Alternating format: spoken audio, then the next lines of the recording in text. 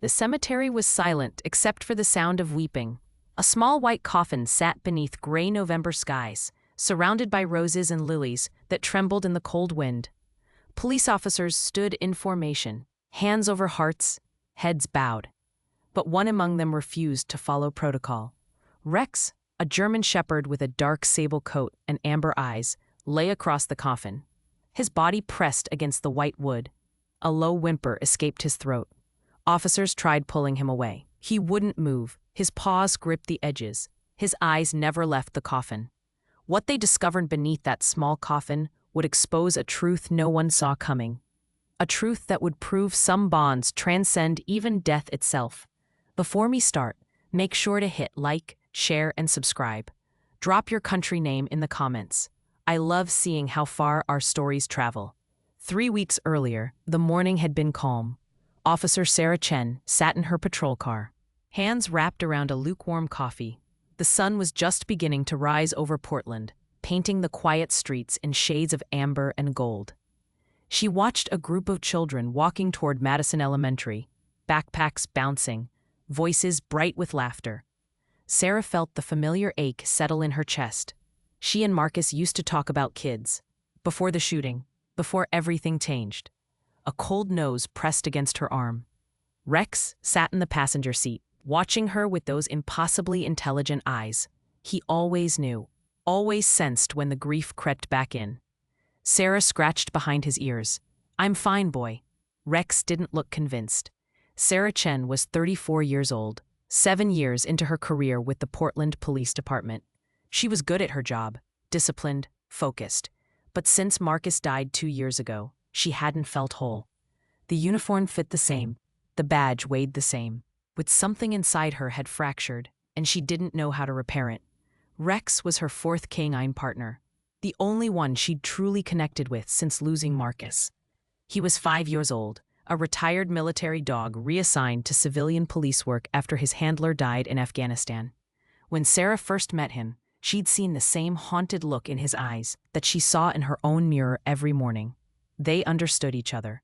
Rex had scars too, a jagged line across his left shoulder from an IED blast, a slight limp on cold mornings, and something else, something harder to define.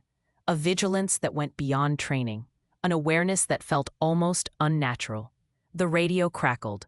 Dispatch reported a noise complaint at Madison Elementary. Nothing urgent. Probably just playground chaos. Sarah shifted the car into drive. Ready to work? Rex's ears perked up. They arrived at the school within minutes. The yard was filled with children running in every direction, voices overlapping in a joyful cacophony. Teachers stood near the entrance, trying to herd students inside before the morning bell. Sarah stepped out of the cruiser. Rex followed, his movements precise and controlled. Everything seemed normal, until Rex stopped. His ears flattened, his body went rigid, his gaze locked onto something across the yard. Sarah followed his line of sight. A small girl sat alone on a bench near the far fence. She couldn't have been older than 8. Dark hair pulled into a ponytail, a book open on her lap. While every other child ran and screamed and played, she sat perfectly still. Rex pulled forward. Sarah tightened her grip on the leash. "Heel." Rex ignored her. He pulled harder, his focus unwavering. This wasn't like him. Rex never broke protocol. Sarah let him lead. They crossed the yard, weaving between running children. Rex moved with purpose, his eyes never leaving the girl. When they reached the bench, he sat directly in front of her. The girl looked up from her book. Her eyes widened. "Hi, puppy," she said softly. Rex didn't wag his tail, didn't move. He just stared at her, unblinking, as though he were trying to communicate something beyond words. Sarah felt a chill run down her spine. "I'm sorry," Sarah said quickly. "He doesn't usually do this." The girl smiled. It was a small, fragile smile. "It's okay. I like dogs." A teacher approached. Clipboard in hand, she glanced at Rex, then at Sarah. "Everything all right, officer?" "Yes, just following up on the noise complaint." The teacher nodded. "Oh, that. Just the usual morning energy." She looked down at the girl. "Emma, you should join the others before the bell rings." Emma closed her book. "Okay, Miss Carter." But she didn't move right away. Her eyes stayed on Rex. And Rex stayed on her. Sarah gently pulled Rex back. This time, he resisted. His paws dug into the ground. A low whine escaped his throat. "Rex, come." Reluctantly, he obeyed. As they walked away, Sarah glanced back. Emma was still watching them. There was something in her expression, loneliness maybe, or something deeper. Miss Carter walked beside Sarah toward the parking lot. "That's Emma Martinez. She just came back after finishing chemo, leukemia. She's in remission now, but the other kids don't really know how to act around her." Sarah's stomach twisted. She looked at Rex. He was still staring back at Emma. "She seems like a sweet kid," Sarah said. "She is. Tough, too. Tougher than most adults I know." Sarah nodded. She wanted to say something more, but the words didn't come. They returned to the patrol car. Rex jumped into the passenger seat, but his gaze remained fixed on the schoolyard. Sarah started the engine. "What was that about?" Rex didn't answer. He just kept watching.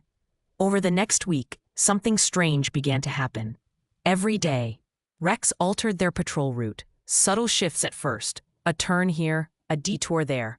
But Sarah noticed, and every time they ended up at Madison Elementary, always at 3:15, dismissal time.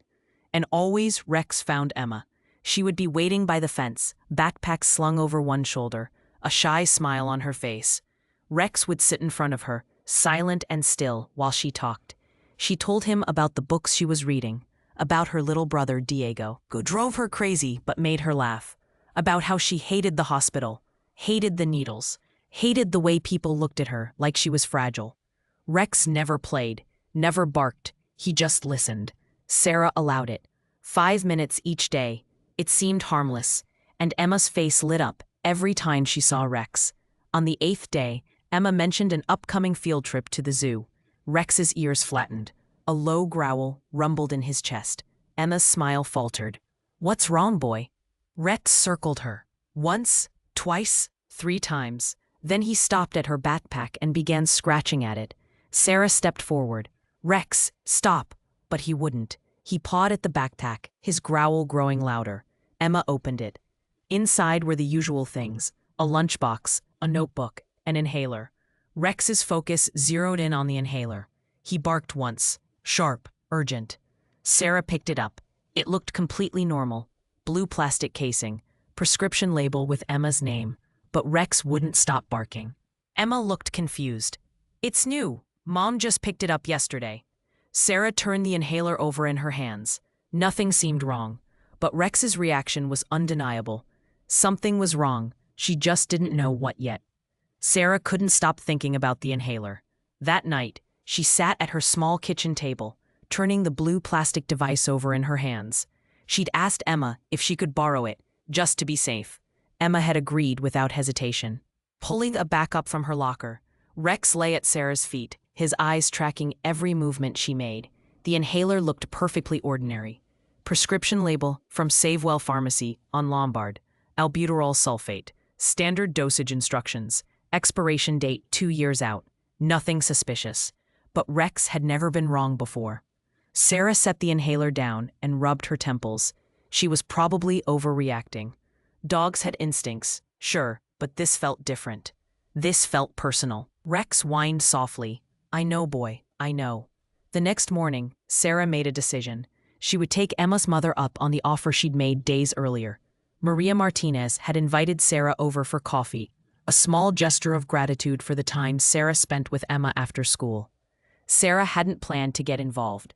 She'd learned the hard way that attachment led to pain. But something about Emma reminded her why she'd joined the force in the first place, to protect people who couldn't protect themselves. Maria's house was a small 2-story in a quiet neighborhood. The lawn needed mowing. Paint peeled slightly from the window frames, but flower boxes lined the porch, bursting with color. Sarah knocked. The door opened almost immediately.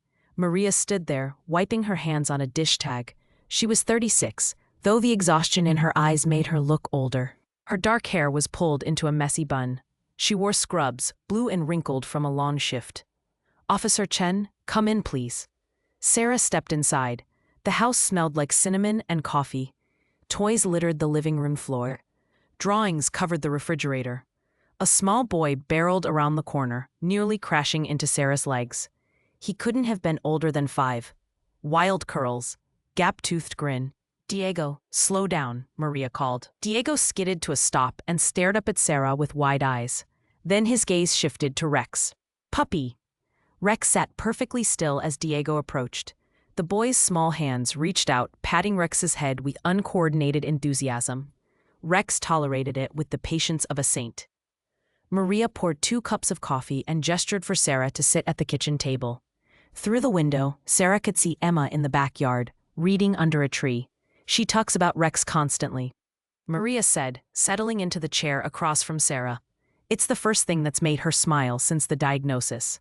Sarah wrapped her hands around the warm mug. "She's a wonderful kid." Maria's expression softened. "She is, but it's been hard. The chemo, the hospital visits, the fear, and doing it alone." She paused. "Her father left when she was 3. It's just been the 3 of us ever since." Sarah nodded. She understood loneliness. "I know you're busy," Maria continued, "but if you ever have time to stop by, even for a few minutes, it would mean the world to her." Sarah hesitated. Getting close meant risking pain. But when she looked out at Emma, sitting alone beneath that tree, she heard Marcus's voice in her head. "Protect what matters." "I'll make time," Sarah said. Over the next 2 weeks, Sarah and Rex became regulars at the Martinez home.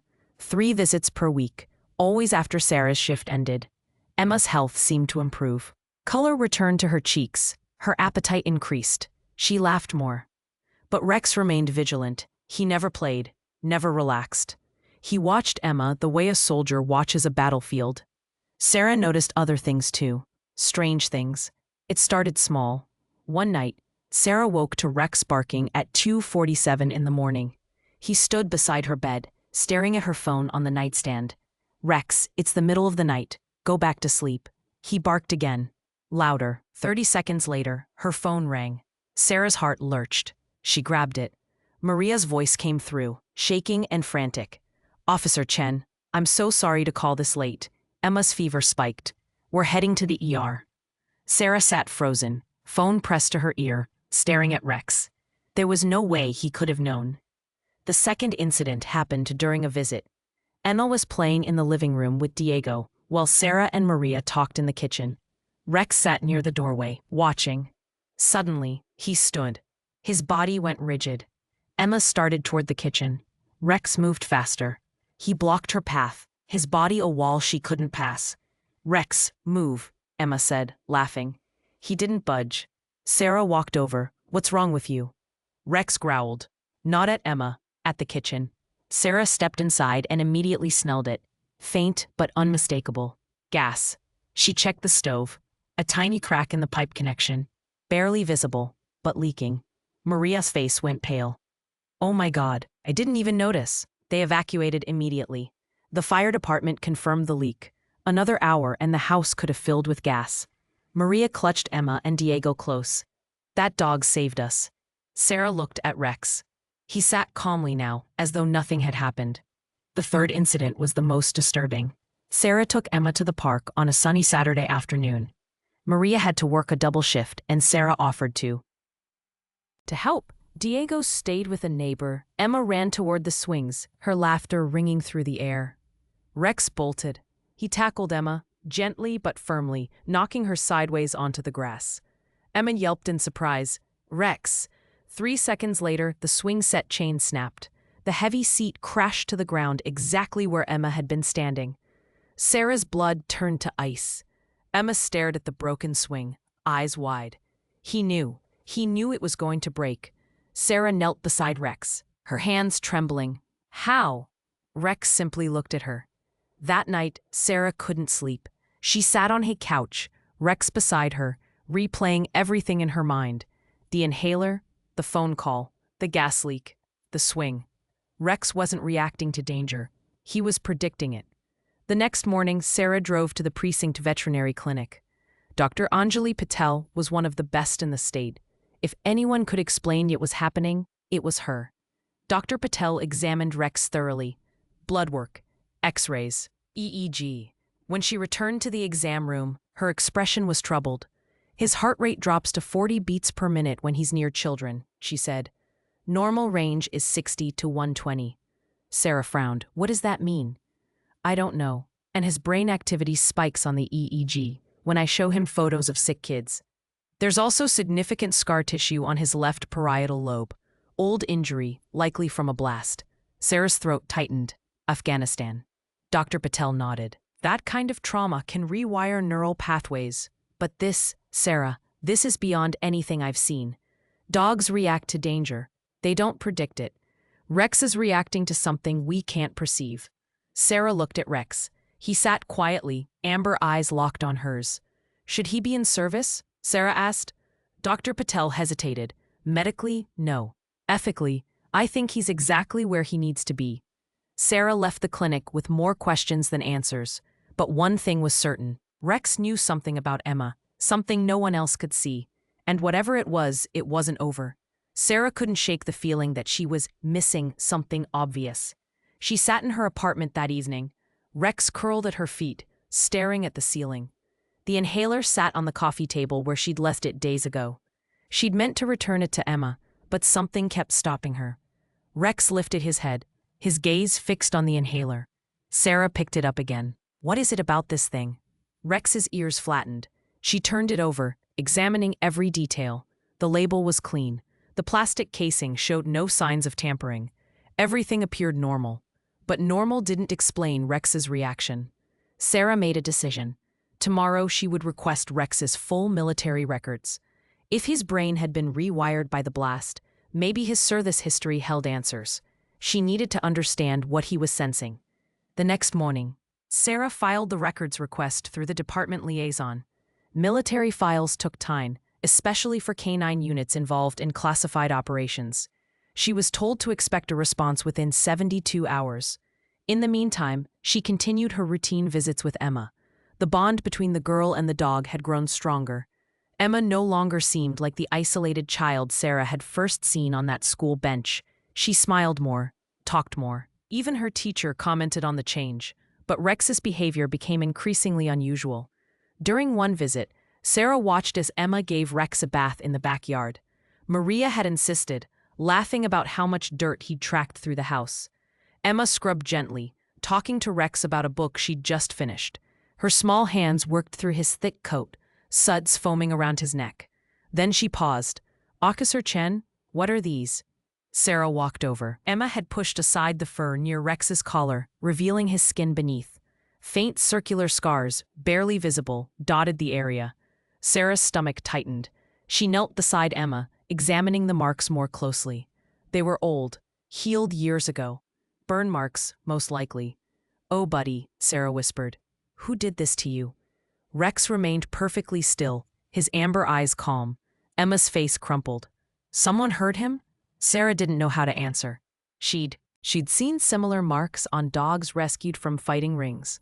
But Lex's records indicated military service, not abuse. Unless something had happened during his deployment that wasn't documented. Maria appeared in the doorway, dish towel in hand. Everything okay? Sarah forced a smile. Just found some old scars, nothing to worry about. But she was worrying. That night, Sarah researched traumatic brain injuries in military dogs. The information was limited, most of it buried in academic journals and veterinary studies. But one article caught her attention. It described a phenomenon called hyperosmia, an abnormally heightened sense of smell. In rare cases, brain trauma could amplify a dog's olfactory capabilities beyond normal ranges. Some dogs could detect diseases, cancers, seizures before they happened. Chemical compounds invisible to humans. Sarah's pulse quickened. Rex had been an EOD dog, explosive ordnance disposal. His job had been detecting bombs, chemical threats, anything that could kill soldiers. What if the blast hadn't destroyed that ability? What if it had enhanced it? The military records arrived 2 days later.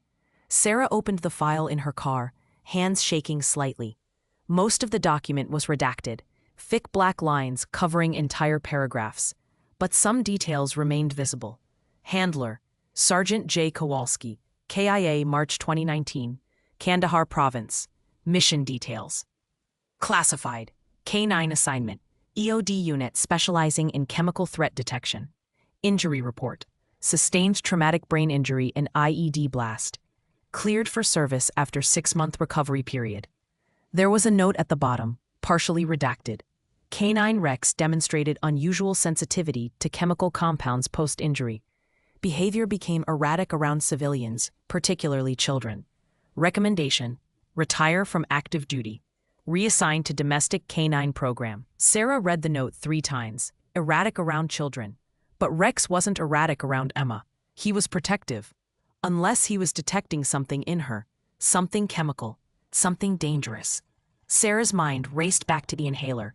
She grabbed it from the passenger seat and held it up to the light. What if there was something inside that shouldn't be there? Something Rex could smell, but humans couldn't. She needed to test it. Sarah drove straight to the precinct lab. Officer Tony Garcia was working late, hunched over a microscope. "Garcia, I need a favor." He looked up, adjusting his glasses. "Shoot." Sarah placed the inhaler on the counter. "Can you run a chemical analysis on this? I need to know exactly what's inside." Garcia picked it up, frowning. "This is a kid's inhaler. What are you looking for?" "I don't know. Anything that doesn't belong." He studied her face. "This official?" "Not yet." Garcia sighed. "You're lucky I like you, Chen. Give me an hour." Sarah waited in the break room, drinking burnt coffee and watching the clock. Rex sat beside her chair, perfectly still. 63 minutes later, Garcia appeared in the doorway. His face was pale. "You're not going to believe this." Sarah stood. "What did you find?" Garcia handed her a printed readout. "The albuterol concentration is 300% higher than the prescription standard. For a kid Emma's size, this dosage could cause severe cardiac arrhythmia, maybe even heart failure." Sarah's blood turned cold. "How does that happen?" Garcia shook his head. "It doesn't. Not by accident. This was mixed manually, and the supplier listed on the label doesn't match the chemical signature. Someone made this." Sarah stared at the inhaler. "Someone's poisoning her. Looks that way." Sarah grabbed her phone and called the number on the prescription label. Savewell Pharmacy on Lombard. A tired voice answered after 4 rings. "Savewell, how can I help you?" "This is Officer Sarah Chen with Portland PD. I need to verify a prescription for Emma Martinez." There was typing in the background. "What's the prescription number?" Sarah read it off the label. More typing. Then silence. "Ma'am?"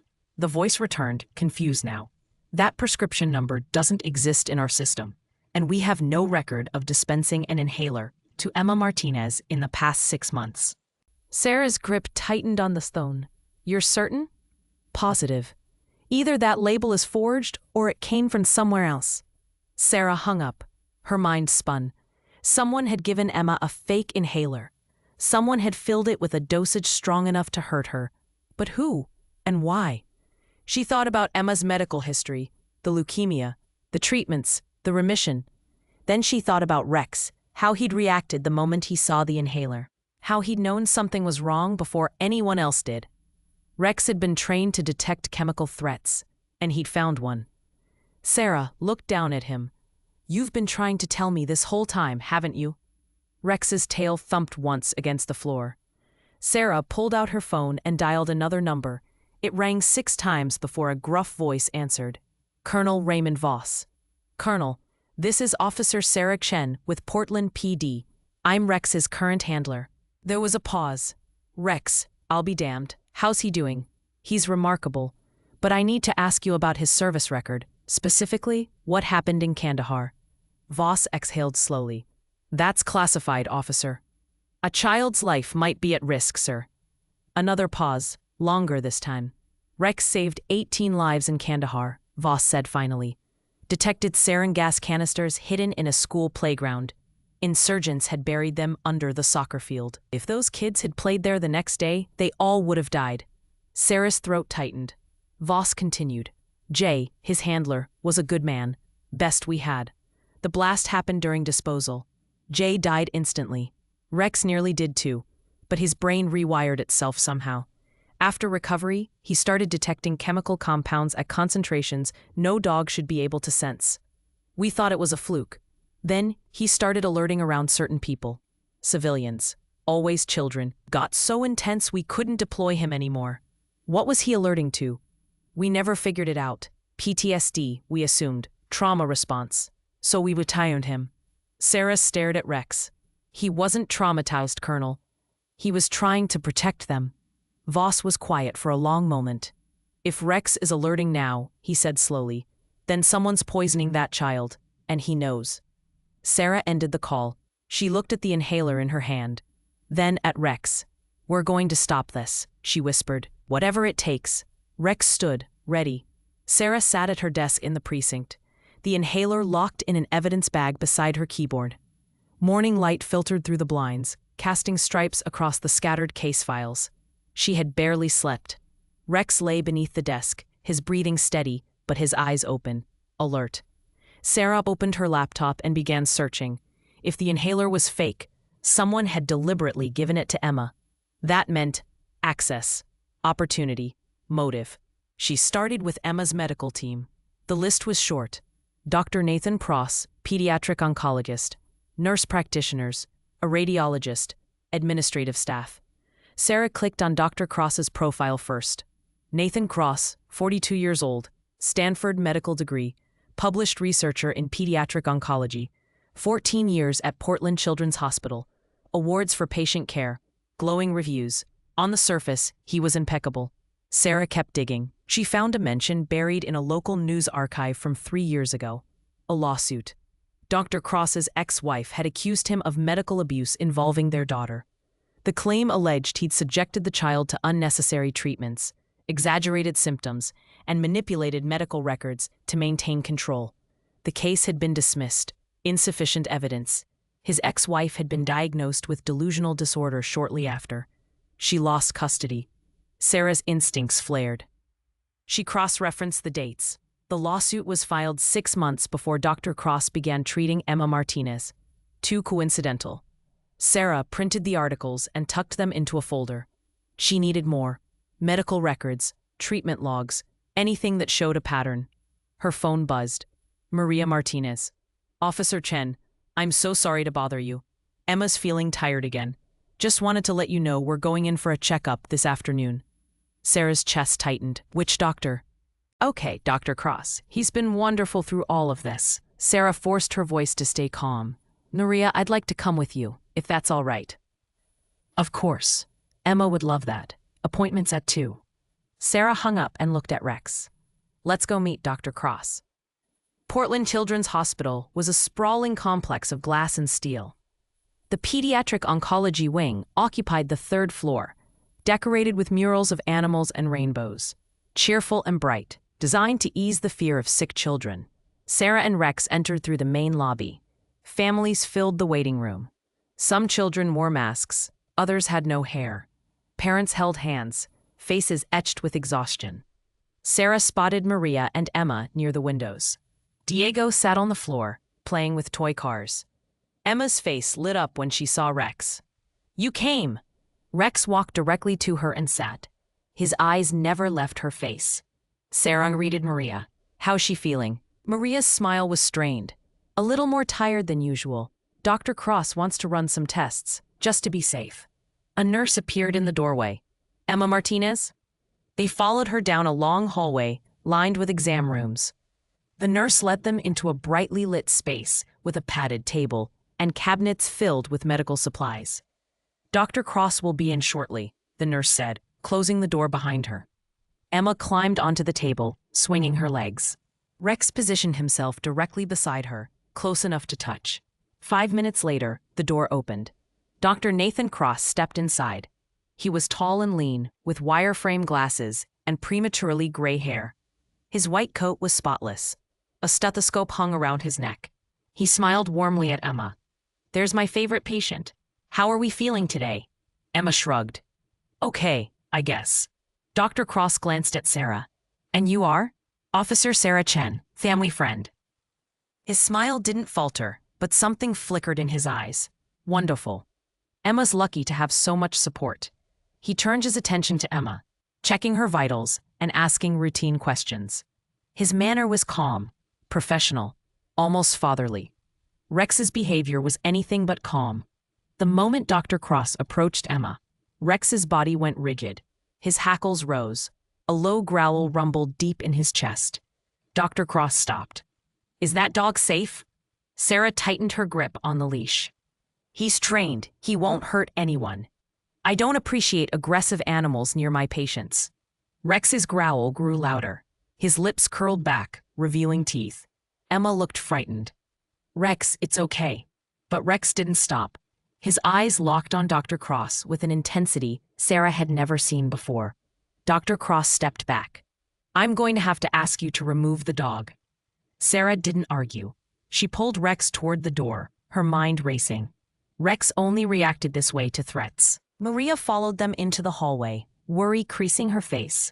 I'm so sorry, I don't know what got into him. Sarah forced a smile. It's fine, I'll wait outside. But her instincts screamed otherwise. She led Rex to the waiting room and sat in a chair near the windows. Through the glass, she could see the city stretching out below. People moving through their lives, unaware of the danger lurking in sterile hallways. Rex sat at her feet, trembling. Sarah placed a hand on his head. I believe you. An hour later, Maria and Emma emerged. Dr. Cross walked beside them, speaking in low, reassuring tones. Just keep an eye on her energy levels. If anything changes, call me immediately. Maria nodded gratefully. Thank you, Doctor. Dr. Cross's gaze shifted to Sarah. His smile was polite, but his eyes were cold. Take care, officer. Sarah didn't respond. That night, Sarah couldn't let it go. She returned to her apartment and pulled out the folder of articles about Dr. Cross. She read every word, searching for connections. The ex-wife's accusations haunted her. Medical abuse, unnecessary treatments, fabricated symptoms. What if Emma wasn't really sick anymore? What if Dr. Cross was keeping her sick? Sarah opened her laptop and accessed Emma's medical records through the department's investigative database. It took some maneuvering, but she found them. Treatment logs, lab results, prescriptions. She scanned through months of data. Emma's leukemia had gone into remission 8 months ago. The scans were clean, blood counts normal, but the treatments continued. Dr. Cross had prescribed additional chemotherapy sessions, extra medications, frequent checkups, all justified in his notes as precautionary, but the pattern was there. Sarah's hands shook as she printed the records. Dr. Cross wasn't curing Emma. He was controlling her illness. She grabbed her phone and called the precinct. Detective Morrison answered. Morrison, it's Chen. I need to talk to you about a case. What kind of case? Possible medical abuse. Pediatric patient. I think her doctor is poisoning her.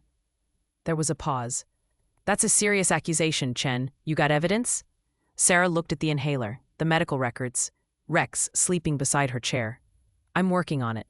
Work fast. Is you right? That kid's in danger. Sarah ended the call. She looked at Rex. We need proof. Something concrete. Rex lifted his head. Then Sarah's phone buzzed. A text from Maria. Emma's fever is back. Heading to ER. Dr. Cross is meeting us there. Sarah's blood turned to ice. She grabbed her jacket and badge. Let's go. Rex was already at the door. They raced through the city streets, lights flashing. Sarah's mind spun with worst-case scenarios. If Dr. Cross was at the hospital, he had access to Emma. Access to medications. Access to everything. Sarah pressed harder on the accelerator. She thought about the fake inhaler, the elevated dosages, the unnecessary treatments.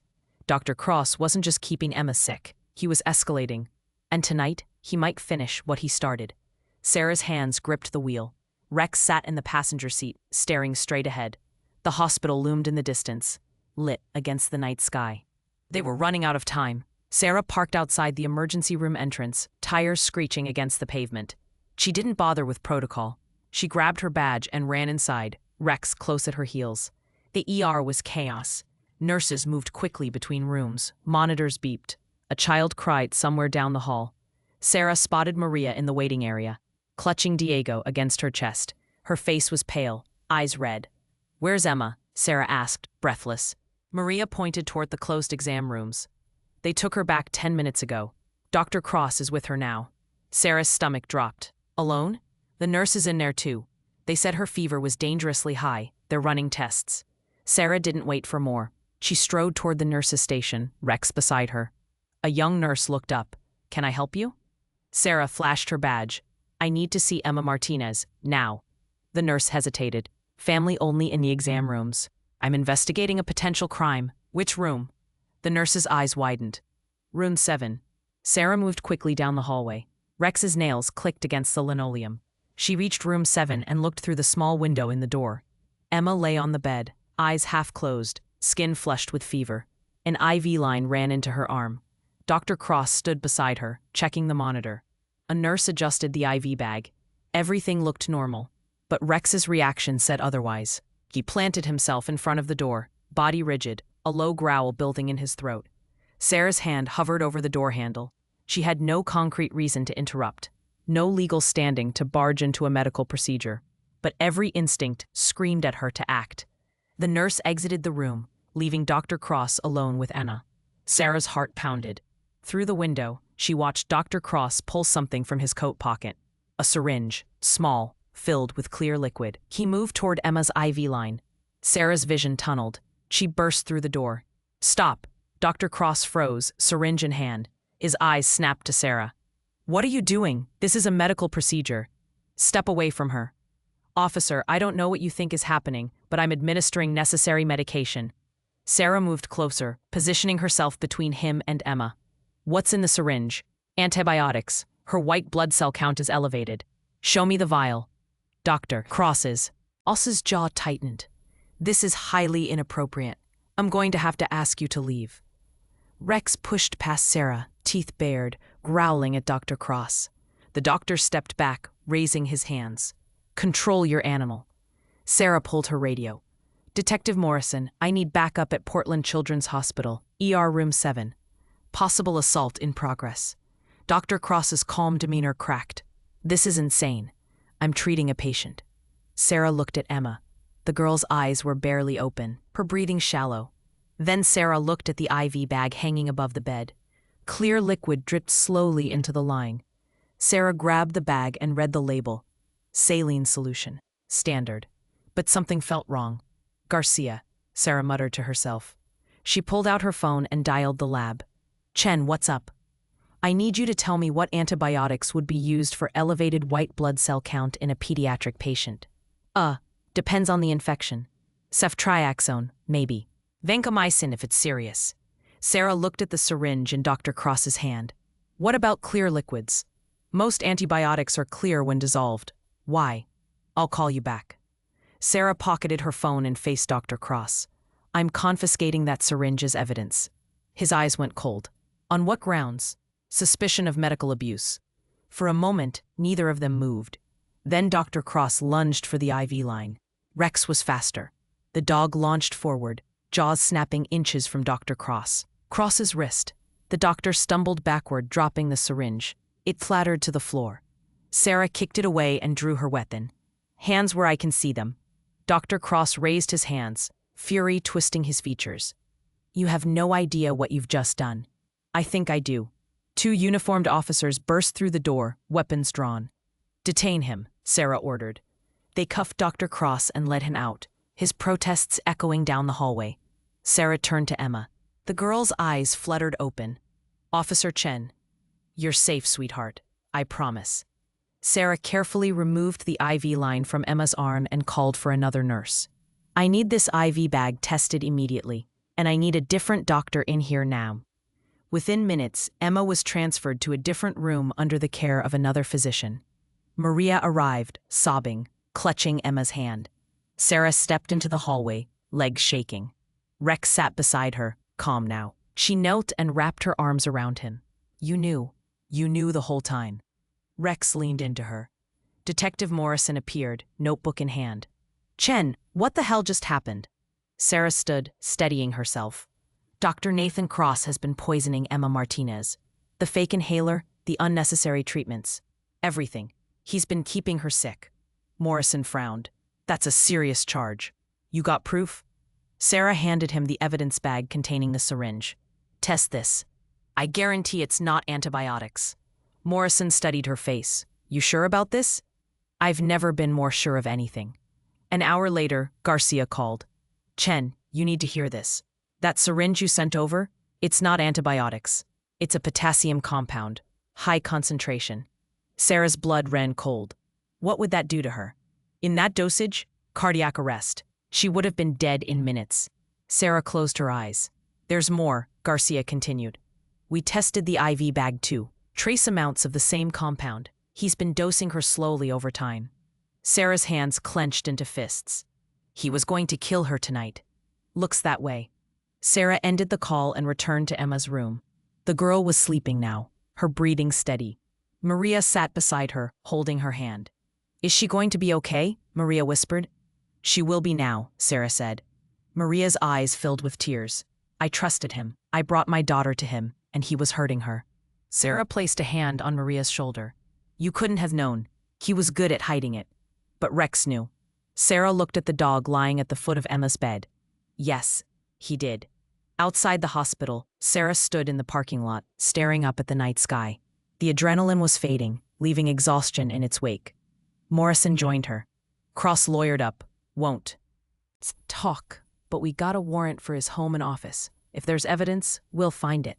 Sarah nodded. There will be. Morrison studied her. How'd you know? I didn't. Rex did. Morrison glanced back at the hospital.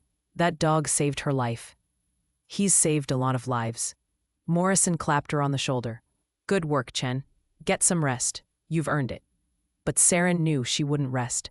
Not until she understood the full scope of what Dr. Cross had done. Not until every victim was accounted for. She returned to Emma's room one last time before leaving. The girl was awake now, sipping water. Officer Chen? Sarah sat beside her. Hey, kiddo. Is Dr. Cross coming back? No, sweetheart, he's not. Emma looked at Rex. He knew, didn't he, that Dr. Cross was bad? Sarah nodded. He knew. Emma reached out and touched Rex's head. Thank you, boy. Rex's tail wagged once. Sarah felt tears prick her eyes. She'd spent 2 years drowning in grief, convinced she'd lost her purpose when Marcus died. But purpose had found her anyway, in the form of an 8-year-old girl and a dog who refused to give up. The search warrant was executed at dawn. Sarah stood outside Dr. Nathan Cross's home, a pristine 2-story colonial in a gated community. Perfect lawn, perfect hedges, the kind of house that screamed respectability. Detective Morrison led the forensic team inside. Sarah followed, Rex at her side. The interior matched the exterior. Clean, organized. Family photos lined the hallway, though Sarah noticed they were all old, before the divorce. Basement, Morrison called from the kitchen. Sarah descended the wooden stairs, each step creaking under her weight. The basement was finished, painted white, with overhead fluorescent lights that buzzed faintly. At first glance, it looked like a home office. Desk, filing cabinets, bookshelves. Then Sarah saw the lab equipment. A metal table held glass beakers, burners, and measuring instruments. Shelves were stocked with chemical bottles, labels facing outward in neat rows. A locked cabinet stood against the far wall. Morrison gestured to a forensic tech. Document everything. I want photographs, samples, the works. The tech pried open the locked cabinet. Inside were dozens of vials, each labeled with initials and dates. Sarah's stomach turned. Morrison picked up one vial. EM, that's Emma Martinez. Sarah scanned the others. Different initials, different dates. At least 7 children. He's been doing this for years, she whispered. Morrison's jaw tightened. We need to identify every one of these kids. On the desk, Sarah found a leather journal. She opened it carefully. Pages of handwritten notes, dosages, symptoms, observations, written in clinical language, detached and cold. One entry caught her eye. EM, age 8. Leukemia remission achieved month 6. Began maintenance protocol to sustain dependency. Subject remains trusting. Mother compliant. Increased potassium compound week 12. Cardiac symptoms developing as expected. Subject ideal for publication. Sarah's hands shook. He'd documented everything. Every dose, every symptom, every manipulation. Emma wasn't a patient to him. She was an experiment. Morrison read over her shoulder. This is enough. We've got him. Sarah flipped through more pages. Other children's names appeared. Timelines, outcomes. 3 had died. Cause of death listed as complications from their original illnesses. No one had questioned it. No one except Rex. Sarah closed the journal and looked at the dog sitting calmly beside her. You tried to tell us from the start. Rex's amber eyes held steady. The forensic team worked for hours, cataloging evidence. Sarah uploaded photos to the precinct database, cross-referencing the initials with patient records. By afternoon, they had names. 7 children. 5 still alive, 2 deceased. Morrison coordinated with the district attorney. Charges were being prepared: attempted murder, medical fraud, child endangerment.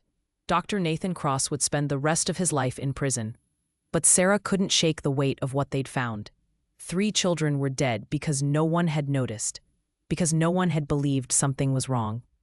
She returned to the hospital to check on Emma. The girl was sitting up in bed, color returning to her cheeks. Diego played on the floor with toy cars, while Maria dozed in the chair beside the bed. Emma smiled when she saw Sarah and Rex. "You came back." "Of course I did." Emma patted the bed. Rex jumped up carefully, curling beside her. "The new doctor said I'm going to be okay," Emma said softly. "Really okay this time." Sarah felt her throat tighten. "That's wonderful, sweetheart. Mom told me what Dr. Cross did." Emma's voice was small. "Why would he hurt me?" Sarah sat on the edge of the bed. She wanted to give Emma an answer that made sense, but there wasn't one. "Some people are broken inside," Sarah said finally. "They do terrible things for reasons we'll never understand. But what matters is that you're safe now." Emma nodded slowly. Her hand rested on Rex's back. "He protected me." "He did. Will he keep protecting me?" Sarah looked at Rex. The dog's eyes were half closed, content. "Always," Sarah said. That evening, Sarah sat in the precinct break room, exhausted. Morrison joined her, holding 2 cups of coffee. "Cross is talking," Morrison said. "Well, his lawyer is. They're trying to negotiate a deal." Sarah's eyes narrowed. "What kind of deal?" "Reduced sentence in exchange for information about the other victims. Full disclosure. He doesn't deserve a deal." Morrison sighed. "I agree. But the DA wants to make sure we can notify all the families, get them justice too." Sarah stared into her coffee. "What's his excuse? Why did he do it?" Morrison pulled out his notepad. According to his statement, he was trying to prove a theory: that he could control disease progression in pediatric patients. Keep them sick enough to need him, but not sick enough to die. He wanted recognition, publications, a legacy. Sarah felt bile rise in her throat. "He used children as lab rats." "Yeah, he did." They sat in silence. Finally, Morrison spoke again. "The ex-wife was right. She tried to tell people he was doing this to their daughter, but no one believed her. They labeled her delusional and took her kid away." Sarah closed her eyes. How many people saw the signs and ignored them? Too many. Sarah thought about Rex, about how he'd known from the very beginning, how he'd tried to warn her in every way he could. Animals saw what humans missed. They sensed truth beneath the surface. Morrison stood. "Go home, Chen. You've done enough for one day." Sarah nodded, but she didn't leave immediately. She went to the evidence room and retrieved the journal. She read through it again, page by page, memorizing the names. These children deserved to be remembered, not as experiments, as victims who mattered. The next morning, Sarah returned to Emma's hospital room. Maria was awake, packing Emma's belongings into a small suitcase. "They're releasing her today," Maria said, smiling through tears. "She gets to come home." Emma sat on the bed, legs swinging. "I'm going home," Diego cheered, spinning in circles. Sarah felt a warmth spread through her chest. "That's the best news I've heard all week." Maria approached Sarah, taking her hands. "I don't know how to thank you. You saved my daughter's life." Sarah shook her head. "Rex saved her. I just listened." Maria knelt beside Rex, wrapping her arms around him. "Thank you, boy. Thank you." Rex licked her cheek. Emma slid off the bed and joined them, hugging Rex tightly. "You're my hero." Sarah watched them, her heart full. This was why she wore the badge. Not for the arrests or the accolades. For moments like this. For families made whole again. As they left the hospital, Emma held Sarah's hand on one side and Rex's leash on the other. The sun was shining. The air was crisp. Everything felt new. Emma looked up at Sarah. "Will I see you again?" Sarah smiled. "As often as you want. Promise?" "Promise." They walked through the parking lot together, a small family, bound not by blood, but by survival. Rex walked ahead, tail wagging, head held high. He'd done his job, he'd protected the innocent, and in doing so, he'd given Sarah something she thought she'd lost forever: purpose. Sarah loaded Emma, Maria, and Diego into Maria's car. She watched them drive away, Emma waving through the back window. Morrison's voice crackled over the radio. Chen, we've got a press conference in an hour. Mayor wants you there. Sarah groaned. I hate press conferences. Too bad. You're the hero of the day. Sarah looked at Rex. We're the heroes. Rex barked once. Sarah climbed into her patrol car and started the engine. As she drove through the city, she thought about the past weeks. The fear, the uncertainty, the moments when she doubted herself. But Rex had never doubted. He'd known the truth before anyone else, and he'd refused to give up until someone listened. Sarah reached over and scratched behind his ears. Good boy, Rex, the best boy. Rex leaned into her hand, eyes closing contentedly. They drove toward the precinct, the city unfolding around them. Somewhere out there, other children needed protecting, other families needed saving, and Sarah knew now, without question, that she and Rex would be ready, together. 3 days after Emma's release from the hospital, Sarah received an unexpected visitor at the precinct. A man in military dress uniform stood at the front desk, speaking with the receptionist. Salt and pepper crew cut, weathered face. Ribbons across his chest told stories of decades in service. The receptionist pointed towards Sarah's desk. The man approached, extending his hand. Officer Chen, Colonel Raymond Voss. We spoke on the phone. Sarah stood quickly, shaking his hand. Colonel, I wasn't expecting you in person. I had to see him. Voss's eyes moved to Rex, lying beneath Sarah's desk. I had to see what he's become. Rex lifted his head, his ears perked forward. Voss knelt slowly, his knees cracking. Hey, soldier. Rex stood and walked to him. The dog's tail wagged once, twice, and he sat at attention. Voss's eyes glistened. You remember your training. He placed a hand on Rex's head, fingers tracing the scars beneath the fur. Jay would be proud of you, Voss whispered. Sarah felt her chest tighten. You knew his handler well? Voss stood, composing himself. Jay Kowalski was one of the finest soldiers I ever commanded. When the IED went off, he threw himself over Rex, saved the dog's life, died instantly. Sarah swallowed hard. I'm sorry. Rex survived because Jay loved him more than himself. And now, years later, Rex is still saving lives. Voss looked at Sarah. That's not coincidence. That's purpose. Sarah gestured to the chairs in the break room. They sat, Rex settling between them. Voss pulled a folder from his briefcase. I brought Rex's full file, the parts that were redacted before. You deserve to know the whole story. He opened the folder. Inside were photographs, medical reports, mission logs. One photo showed a younger Rex standing beside a man in desert fatigues, Sergeant Jay Kowalski. His hand rested on Rex's head, both of them squinting against the Afghan sun. They were inseparable, Voss said. Jay trained Rex personally. EOD work is dangerous, but they were the best team we had. Detected over 40 explosive devices, saved countless lives. Sarah studied the photo. Jay looked no older than 30. What happened the day he died? Voss's expression darkened. School in Kandahar. Local children played there every day.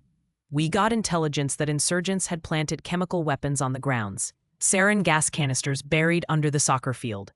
If those kids had played there the next morning, hundreds would have died. Sarah felt cold. Jay and Rex went in at 0400. Rex alerted within minutes, found all 6 canisters. EOD team started disposal, but one was rigged, detonated prematurely. Voss paused. Jay saw it happen, had maybe 2 seconds. He covered Rex with his body. Blast killed him. Should have killed Rex too. But it didn't. No. Shrapnel tore through his shoulder. Concussive force caused traumatic brain injury. We thought we'd lost him. 3 surgeries, 6 months recovery. But he survived. Voss flipped to the medical reports.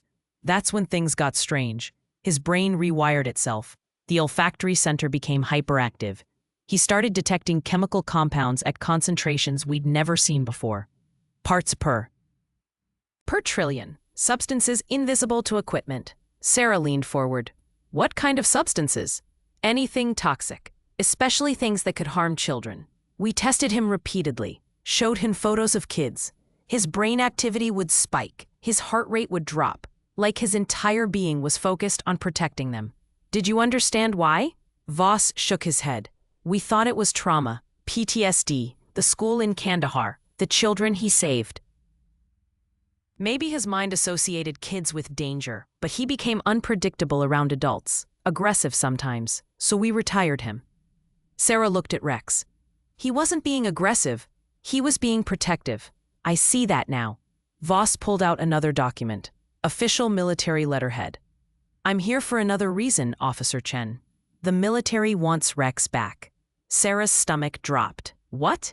We're developing a new program. Pediatric medical detection dogs.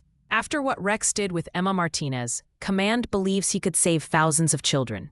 Early detection of poisoning, chemical exposure, disease compounds. He'd be invaluable. Sarah's hands clenched into fists. He's not military anymore. He's mine. Technically, he's on loan from the Department of Defense. We retained ownership rights. You can't take him. Voss raised a hand. I'm not here to take him, officer. I'm here to ask. This would be voluntary. But I need you to understand what's at stake. Rex has a gift that could protect countless children. Sarah looked at Rex. The dog stared back, calm and steady. Her mind raced. Rex had saved Emma. He could save others. How could she deny children that protection? But the thought of losing him tore at her heart. How long? She asked quietly. Permanent reassignment. He'd live on base, train new handlers, deploy to hospitals, schools, anywhere children are at risk. Sarah felt tears prick her eyes. And I'd never see him again. Likely not. The room fell silent. Rex stood and walked to Sarah. He placed his head on her lap. Sarah stroked his fur, her throat tight. Can I have time to think? 48 hours. That's all I can give you. Voss stood, placing his business card on the table. I know this isn't easy, but sometimes the right choice is the hardest one. He left. Sarah sat alone with Rex, tears streaming down her face. That night, Sarah couldn't sleep. She lay on her couch, Rex curled beside her, staring at the ceiling. She thought about Emma, about the other children Dr. Cross had hurt, about the ones who died because no one had detected the poison in time. Rex could prevent that. But at what cost? She thought about Marcus, about the last thing he'd said to her before he died. Protect what matters. Did that mean protecting Rex, or protecting the children he could save? Sarah's phone buzzed. A text from Maria. Emma asks about Rex every day. She wants to see him. Sarah typed back. Come over tomorrow, bring the kids. The next afternoon, Maria arrived with Emma and Diego. Emma ran to Rex immediately, wrapping her arms around him. I missed you. Rex's tail wagged, his entire body wiggling with joy. They played in Sarah's small backyard. Diego threw a ball. Rex fetched it, gentle and patient. Emma laughed, the sound bright and pure. Maria stood beside Sarah on the porch. She's healing, really healing. The new doctor says her scans are perfect, no signs of contamination. Sarah smiled. That's wonderful. It's because of you, because of Rex. Sarah watched Rex playing with the children. He was happy, truly happy. Maria, can I ask you something? Of course. If Rex could save other children like he saved Emma, but it meant he had to leave, would you think I should let him go? Maria was quiet for a long moment. That's an impossible choice. Emma told me something yesterday. She said Rex didn't just save her life, he gave it back. And maybe that's what he's supposed to do. Give life back to kids who need him. Sarah's eyes filled with tears. Emma ran up to the porch, breathless. Officer Chen, can Rex stay with us forever? Sarah knelt beside her. Would you want that? Emma nodded eagerly. He's my best friend. But what if Rex needed to help other kids? Kids who are sick like you were. Would you want him to do that? Emma's face grew serious. She looked at Rex. Would I still see him? Maybe not very often. Emma bit her lip. Then she walked to Rex and hugged him tightly. You should help them. They need you. Sarah's heart broke. That evening, after Maria and the kids left, Sarah sat with Rex in the quiet apartment. I don't want to lose you, she whispered. You brought me back to life too. Rex licked her hand. Sarah picked up her phone and called Colonel Voss. Colonel, it's Officer Chen. Have you made a decision? Sarah took a deep breath. Rex stays with me. Silence. But we'll volunteer. Schools, hospitals, community centers. He can do the work without leaving. We'll be a team. Voss considered this. That's not what command wants. It's what I'm offering. Another pause. I'll present it to them, no promises. That's all I ask. Sarah hung up. She looked at Rex. We're in this together. No matter what. Rex's tail thumped against the floor. 2 days later, Voss called back. Command approved your proposal, with conditions. You'll undergo specialized training, monthly evaluations, and if Rex's abilities decline, the agreement ends. Sarah exhaled in relief. We accept. One more thing, Officer Chen. Jay's mother wants to meet you, and Rex. Sarah's breath caught. She does? She lives in Portland. I gave her your number. Expect a call. The call came that evening. A soft, kind voice. Officer Chen, this is Diane Kowalski, Jay's mother. Mrs. Kowalski, Colonel Voss told me you might call.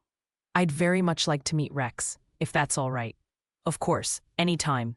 They arranged to meet the next day at a park near Sarah's apartment. Sarah arrived early, nerves fluttering in her stomach. Rex sat beside her, sensing her anxiety. An older woman approached, gray hair, gentle eyes. She carried a worn photo album. Officer Chen? Sarah stood. Mrs. Kowalski. Diane's eyes moved to Rex. Tears spilled immediately. She knelt slowly. Rex walked to her. Oh, she whispered. You look just like you did in Jay's letters. Rex sat. Diane placed her hands on either side of his face.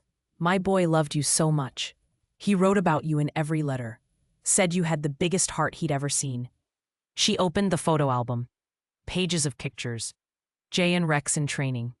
On deployment. During downtime. One photo showed Jay asleep in a tent. Rex curled against him. He called you his shadow, Diane said, smiling through tears. Said you never left his side. Sarah felt her own tears fall. Diane looked up at her. Thank you for giving him a second chance. For letting him keep doing what Jay trained him to do. He's a hero, Sarah said. Your son. Diane stood and hugged Sarah tightly. Take care of him. He's all I have left of Jay. I will. I promise. 6 months passed, like pages turning in a book Sarah never wanted to end. Emma's health blossomed. Her hair grew back in thick waves. Her cheeks filled with color. She returned to school full-time, laughing with friends, running during recess. Every scan came back clean, real remission this time. Sarah and Rex visited the Martinez home twice a week. It became tradition. Diego would sprint to the door the moment he heard their car. Emma would already have treats prepared, lined up on the kitchen counter. They were family now. But Sarah and Rex's work extended far beyond one little girl. The police department officially certified them as a pediatric detection team. They visited schools monthly. Rex checking classrooms for carbon monoxide leaks, gas line issues, any chemical threats invisible to human senses. He alerted twice more. Once at Madison Elementary. A slow carbon monoxide leak in the boiler room. The building was evacuated. Repairs made. No one was hurt. Once at a daycare center. Rex refused to let children near the art supply closet. Investigation revealed toxic mold behind the walls, concentrated enough to cause serious respiratory damage. Both times, Rex saved lives before anyone knew they were in danger. Sarah watched him work with quiet awe. His focus, his certainty, his unwavering dedication to protecting the vulnerable. He wasn't just a dog. He was a guardian. The story spread. Local news covered Rex's heroics. Then national outlets picked it up. The video of Rex alerting to the mold went viral. 43 million views in 2 weeks. Suddenly, everyone wanted to meet the hero dog who could detect danger. The mayor's office called. They wanted to hold a ceremony, Medal of Valor presentation, first canine recipient in Portland's history. Sarah tried to decline. She hated attention. But Detective Morrison convinced her. This isn't about you, Chen. It's about what Rex represents. Hope, protection. Let people celebrate that. The ceremony was scheduled for a Saturday in November, exactly 7 months after Sarah first met Emma on that school bench. The morning of the ceremony, Sarah stood in front of her bathroom mirror, adjusting her dress uniform. She rarely wore it. The fabric felt stiff, unfamiliar. Rex sat in the doorway, watching her. What do you think? Oi? Too formal? Rex's tail thumped. Sarah knelt and straightened the ceremonial collar around his neck. He looked dignified, regal. You ready for this? Rex licked her nose. They arrived at City Hall an hour early. Already a crowd was gathering. News vans lined the street, cameras set up on tripods. A stage had been erected on the front steps, draped with red, white, and blue bunting. Sarah's stomach twisted with nerves. Morrison met her at the side entrance. Big turnout, Mayor's thrilled. I'm not. Too bad, you're the guest of honor. They entered through a back corridor. The building hummed with activity. Staff rushed back and forth, clipboards in hand, earpieces crackling with chatter. Sarah found a quiet corner and sat. Rex lay at her feet, unbothered by the chaos. A soft voice called her name. Officer Chen? Sarah looked up. Emma stood there, wearing a blue dress, her hair styled in careful curls. Maria and Diego stood behind her. Sarah's face split into a smile. You came. Emma rushed forward, hugging Sarah tightly. We wouldn't miss it. You look beautiful, sweetheart. Emma beamed. Then she knelt beside Rex, wrapping her arms around him. I'm so proud of you. Rex's tail wagged furiously. Maria approached Sarah. Emma wrote something. She wants to read it during the ceremony. Sarah's eyes widened. Really? Emma nodded eagerly. The mayor said I could. I want everyone to know what Rex did for me. Sarah felt tears threaten. That's perfect. The ceremony began at noon. Over 200 people filled the plaza. Families, police officers, city officials. News cameras captured every angle. The mayor took the podium first, giving a speech about service and heroism. His words blurred together in Sarah's mind. She focused on breathing, on staying calm. Then her name was called. Officer Sarah Chen and Canine Rex. Sarah walked onto the stage, Rex at her side. Applause erupted, echoing off the surrounding buildings. The mayor shook her hand, then clipped the Medal of Valor to Rex's collar. The bronze medal gleamed in the sunlight. More applause. Cameras flashed. Then the mayor gestured to Emma. We have a special guest who'd like to say a few words. Emma walked to the podium, standing on a small stool so she could reach the microphone. Her hands clutched a piece of paper, covered in careful handwriting. She cleared her throat. My name is Emma Martinez. I'm 8 years old. 7 months ago, I was sick. Really sick. I thought I was getting better, but I wasn't. Someone was hurting me, and I didn't even know it. The crowd was silent. Then I met Rex. He knew something was wrong before anyone else did. He tried to tell us, and Officer Chen listened.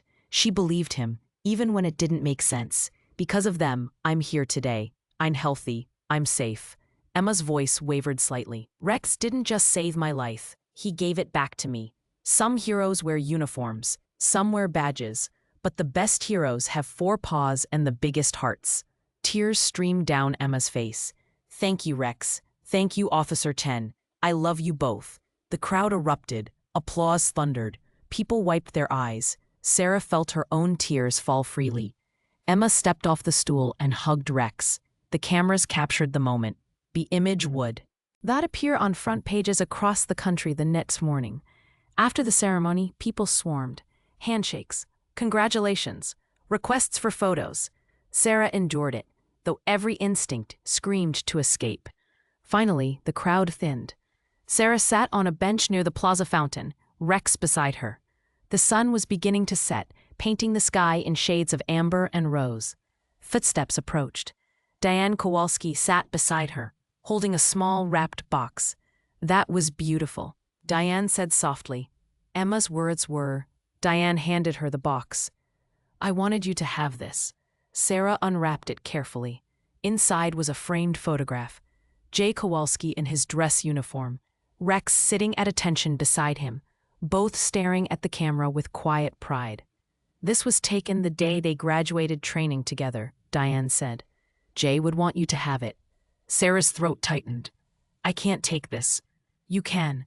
You're Rex's family now, just like Jay was. Sarah looked at the photo, at Jay's smile, at Rex's steady gaze.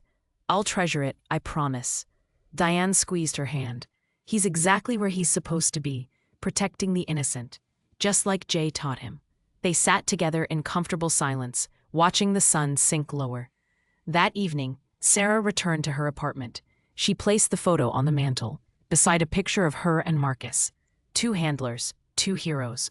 Both gone, but never forgotten. Rex jumped onto the couch beside her. Sarah wrapped an arm around him. "We did good today, boy." Rex sighed contentedly. Sarah thought about the past months, the fear, the uncertainty, the moments when she'd nearly given up. But Rex had never given up. He'd known his purpose from the very beginning: to protect, to serve, to save. And in doing so, he'd saved Sarah too. She picked up her phone and scrolled through messages. Parents thanking her, teachers expressing gratitude, strangers sharing stories of their own children. One message stood out, from Colonel Voss. "You made the right choice, Officer Chen. Jay would be proud. So am I." Sarah smiled.